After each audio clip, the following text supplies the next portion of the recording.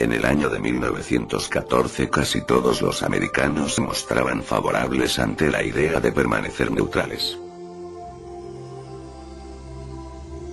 Años después, Alemania comenzó a ser vista como una amenaza internacional, y la situación se agravó cuando la guerra submarina empezó a contrarrestar los intereses americanos.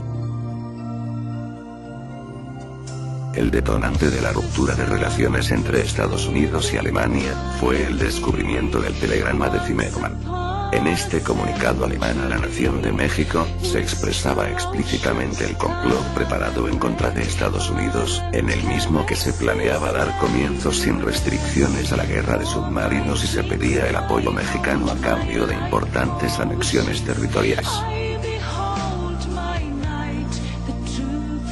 La política de neutralidad estadounidense quedó modificada cuando Alemania anunció en enero de 1917 que a partir del 1 de febrero recurriría a la guerra submarina sin restricciones contra la flota británica y todas las embarcaciones que se dirigieran a esta nación. Estados Unidos ya había expresado su oposición a la guerra submarina sin restricciones, porque violaba sus derechos como potencia neutral, e incluso había amenazado a Alemania con la ruptura de relaciones diplomáticas, si se llegaba a aplicar esta estrategia. El 3 de febrero, Estados Unidos rompió relaciones diplomáticas con Alemania. Fue allí cuando 3 días después Estados Unidos declaró la guerra a Alemania. El torpedeo por parte de un submarino de la flota alemana contra el barco Lusitania, donde viajaban 123 estadounidenses, provocó una viva reacción en Estados Unidos, que se preparó para entrar oficialmente en guerra del lado de los aliados. Pero debía sortear primero un gran problema: el reclutar soldados de forma masiva, pues su ejército era muy escaso.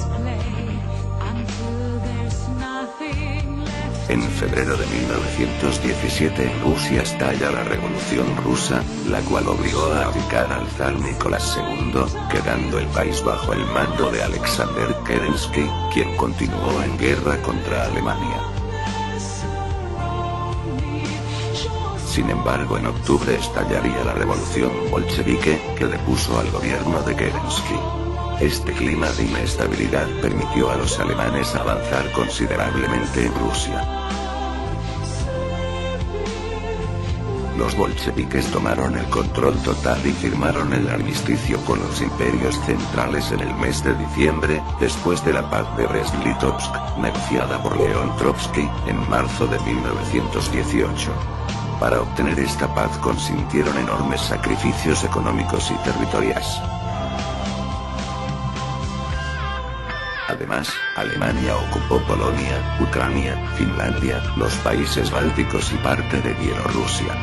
El Reich aprovechó esta victoria para enviar casi todo su ejército oriental al frente occidental e intentar obtener una victoria rápida antes de la llegada masiva de los estadounidenses. Era su baza definitiva, ya que Austria-Hungría, Bulgaria y el Imperio Otomano daban muestras de desaliento ante las mayores reservas financieras y de hombres de los aliados. El 17 de julio de 1918 el zar Nicolás II fue asesinado con toda su familia en Ekaterimburgo, por temor a que el avance de la legión checoslovaca hacia la ciudad pudiera liberar al zar.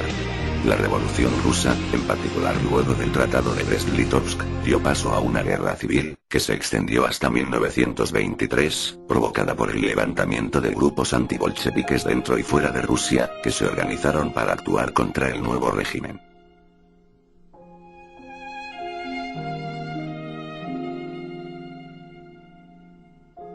En resumen, en 1917, momento clave de la guerra.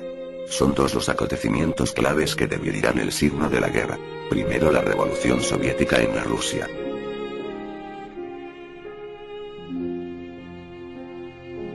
Segundo, la entrada de Estados Unidos en el conflicto.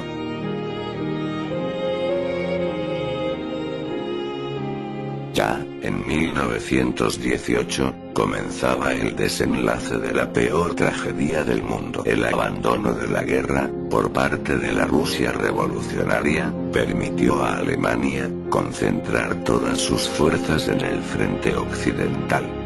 La llegada de las tropas norteamericanas desequilibró la balanza en favor de la Entente. El 11 de noviembre de 1918,